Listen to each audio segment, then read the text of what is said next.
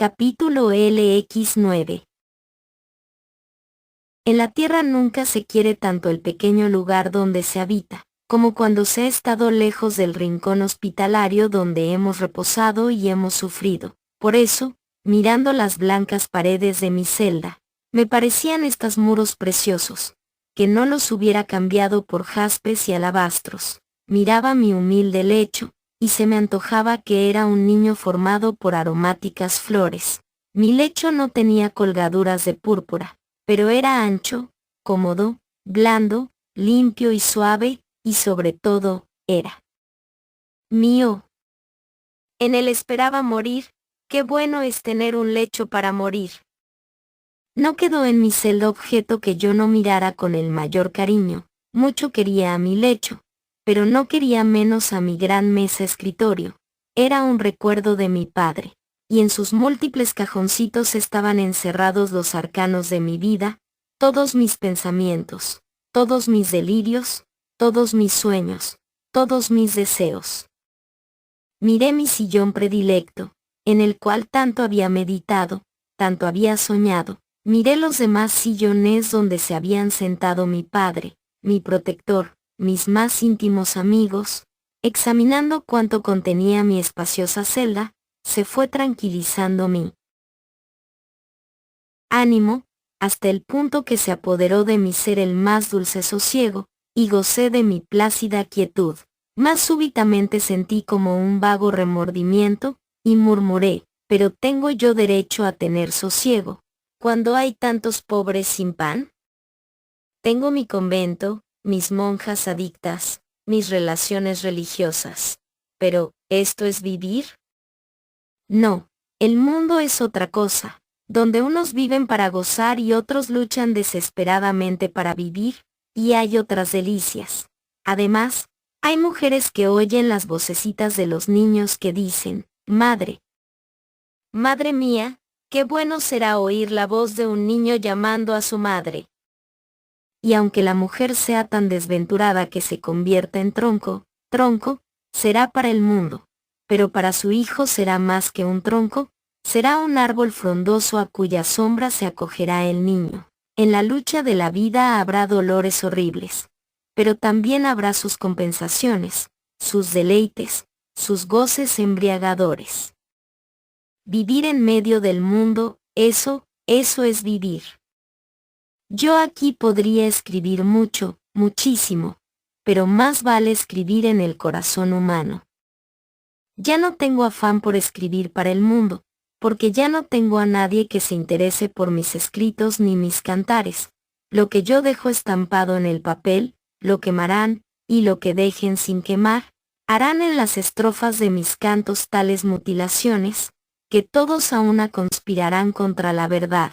Y seré para el mundo una fanática alucinada, una mujer enferma soñando despierta, una monja andariega con ribetes de reformadora revolucionaria, que solo los hijos saben respetar la memoria de sus padres. Todo se prostituye menos el sentimiento de los huérfanos, mucho deben costar los hijos, pero se pueden dar por bien empleados los afanes, porque ellos son los únicos que respetan la voluntad de los que fueron. Pero yo no tengo hijos, y buitres hambrientos de mi fama devorarán cuanto yo deje escrito. Confieso ingenuamente que la suerte de mis papeles, depositarios de mis sueños, de mis plegarias y de mis amores, me preocupó muchísimo, siéndome muy dolorosa la persuasión que yo tenía del auto de fe que harían con ellos, y lo que era peor aún, el ridículo que arrojarían sobre todos mis borradores, los que se salvaran del fuego, que entre el fuego de la leña y el fuego de la maldad envidiosa y de la calumnia infame, es preferible el fuego que destruye, al fuego que mancha. ¿Cuánto sufría mi alma? ¿Cuánto? Pasé algunos días luchando entre la idea de ser yo el verdugo de mis propias obras, destruyendo mis inspiraciones, o dejar que fueran pasto de la malicia religiosa y que emplearan sus malas artes volviendo lo blanco negro y lo negro blanco.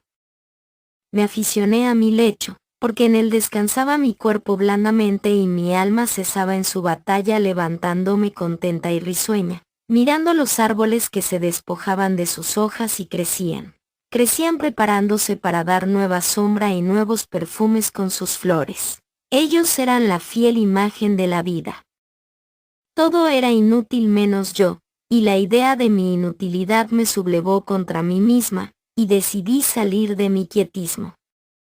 Animada de los mejores deseos, salí una mañana del convento, y al verme en la calle, ante unas casitas que habían levantado frente a mi morada, sentí una especie de indecisión, no sabía si avanzar o si retroceder. Opté por lo último, y entré en el templo de mi convento, que estaba decorado con artística sencillez.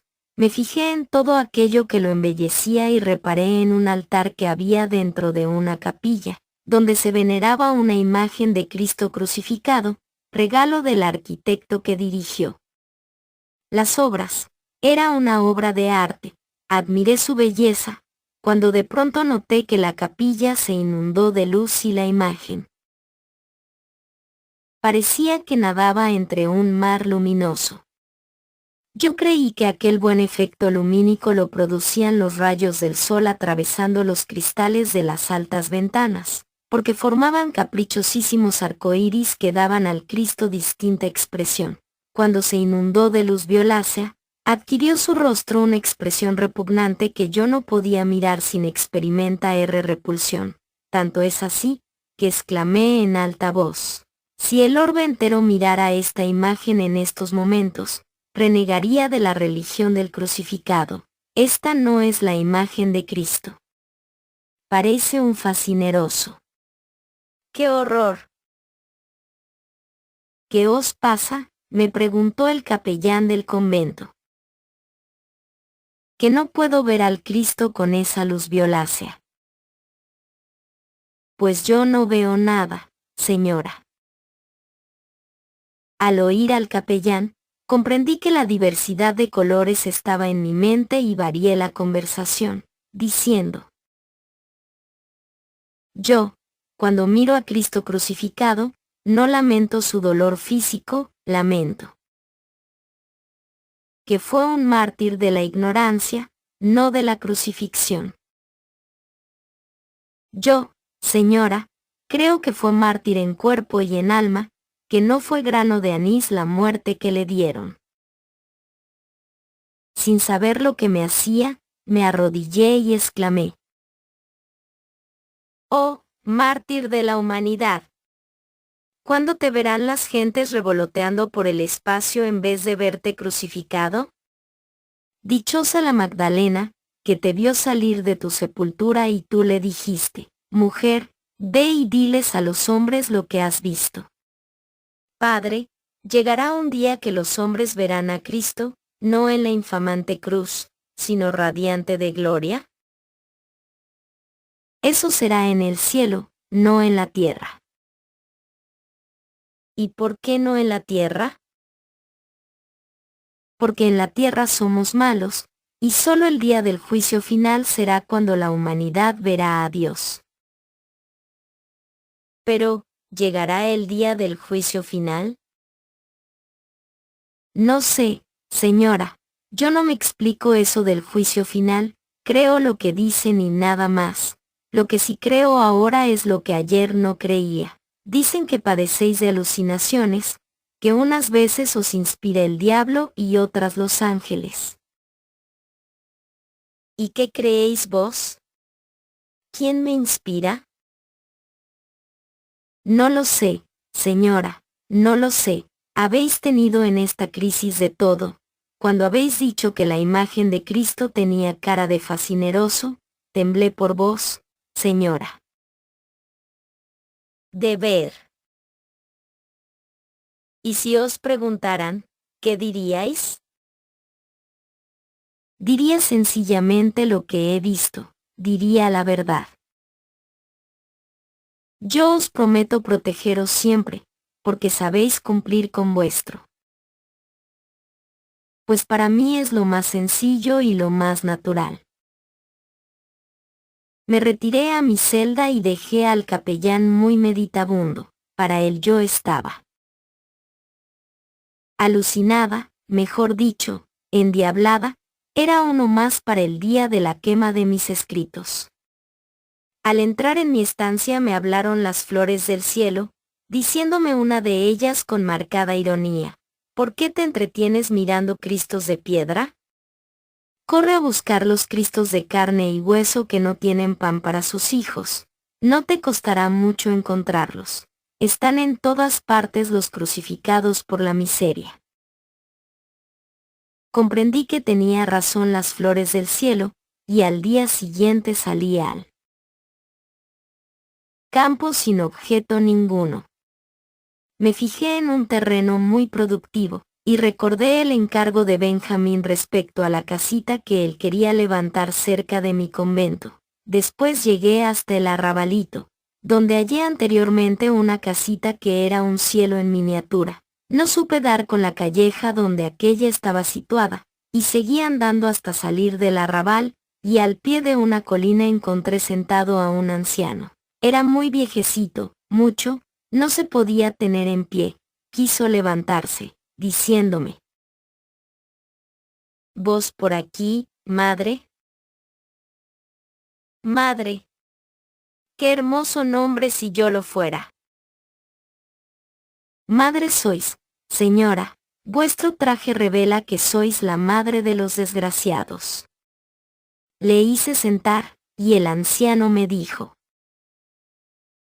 quisiera morir, porque ya estoy de sobra en este mundo. He perdido a mi hija, aquella que vos decíais que su casa era un cielo en miniatura. Ella era mi ángel tutelar. Muerta ella, yo estoy de más aquí. Al oír las quejas del pobre viejo, desperté, me crecí, me sentí fuerte y tuve remordimientos por mi quietismo.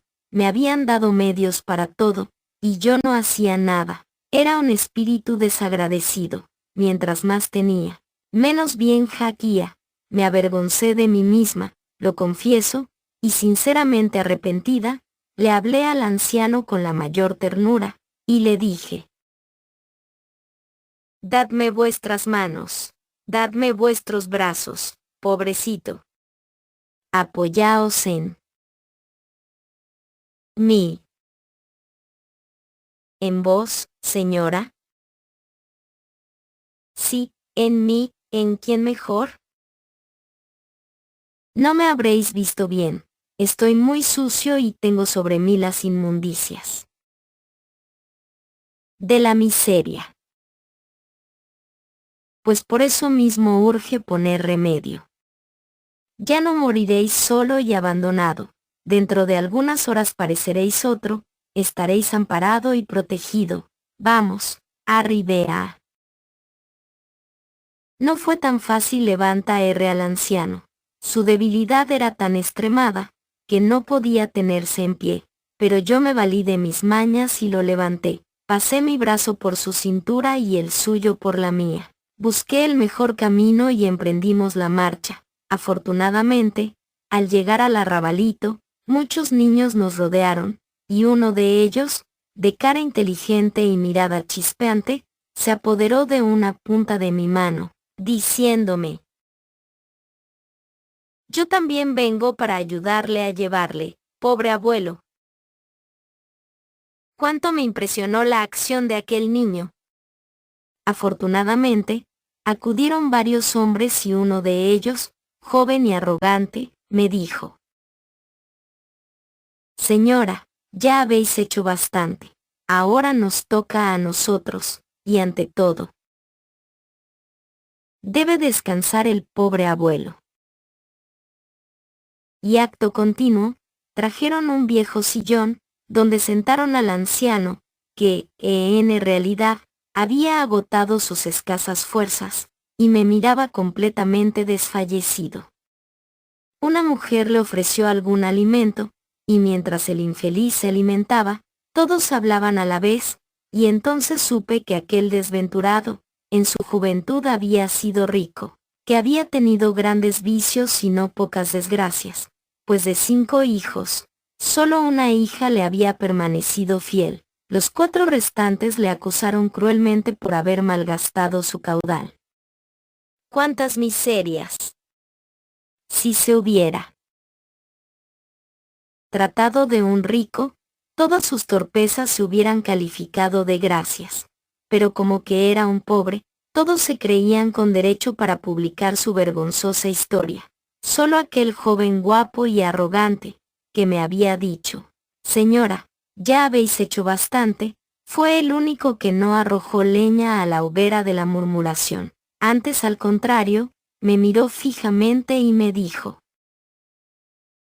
«Señora, sobre todos los templos que hay por estas tierras, se levantará mañana otro templo más alto que todos, y en ese templo estaréis en efigie, porque os adorarán como a una santa».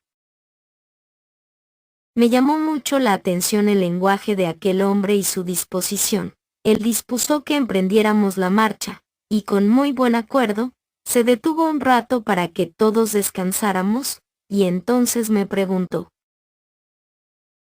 «¿Y en dónde dejaremos a este pobre abuelo?». «Aún no lo sé, porque en el convento no hay albergue para los peregrinos». «¿Podríais quedaros con él hasta que yo le prepare hospedaje?». «Pues para ese final, ¿a qué hacer tanto camino?». «Tenéis razón, estoy muy torpe para discurrir». «No es extraño, señora, todos tenemos nuestras horas de confusión, pero recordad que si en el convento no hay lugar para albergar peregrinos, en la casa de vuestro padre hay sitio para albergar un pueblo, y muchos pobres han pasado allí la noche». «Pero es que aquella casa ya no es mía, la ocupan otros parientes y no sé si querrán». «Pues no han de querer, si allí está todavía la antigua servidumbre, que es la que se entendía con los pobres». «Pues probemos». Y me dirigí a la casa de mis mayores. La servidumbre no sabía qué hacerse conmigo, y apenas indiqué lo que quería, el más viejo de mis antiguos servidores hizo entrar a mi protegido, diciendo: «Señora, en esta casa hasta las piedras se alegran de veros, y sus dueños actuales se darán por muy contentos de serviros. No lo dudéis, señora. Todos vuestros parientes tienen a mucha honra el complaceros». Mi anciano protegido, al ver que le iba a dejar allí, me dijo con acento suplicante: «No me dejaréis nunca, ¿verdad?». «Nunca. Tú serás la piedra angular sobre la cual edificaré un asilo en el cual se refugiarán los ancianos y los niños, que son los verdaderos pobres, porque ni los unos ni los otros se pueden ganar el pan con el sudor de su frente». «Me alegro», dijo el joven arrogante, «porque ya sé dónde podré morir cuando todos me falten». «¿En qué trabajáis?». «En luchar con el Estado para defraudar sus intereses». «No os comprendo». «Ni es fácil que me comprendáis, señora. Hay hombres arriesgados, valientes, temerarios, que jugando el todo por el todo, conducen productos de un pueblo a otro, burlando la vigilancia de los empleados de Hacienda. O mucho me equivoco, o eso es robar, y yo no quiero que seáis ladrón». «¿No tenéis ningún oficio?». «No, señora, mi padre, desde niño, me llevó con él, y aprendí a burlarla». Vigilancia de oles empleados del Estado. Murió mi padre en la brecha, y yo he seguido el mismo rumbo para vengar su muerte. Dejaos de vengar una muerte justa y venid a verme, hablaremos y os proporcionaré ocupación más digna de vos». El joven me miró muy sorprendido, en sus negros ojos apareció una lágrima, que no llegó a caer, y me dijo con voz muy conmovida: Salvadme, sois un ángel en la tierra, salvadme y haré la vida del justo. Los demás hombres, envidiosos de mi predilección, me dijeron: ¿y para nosotros no hay nada? Si les dije: ya visitaré vuestro arrabal y haré en beneficio vuestro todo cuanto pueda. Todos quisieron besarme las manos, y yo estaba tan abstraída en mis pensamientos, que les dejé hacer. Cuando me serené me encontré sola y vi el grupo que se alejaba, volviendo todos la cabeza para mirarme.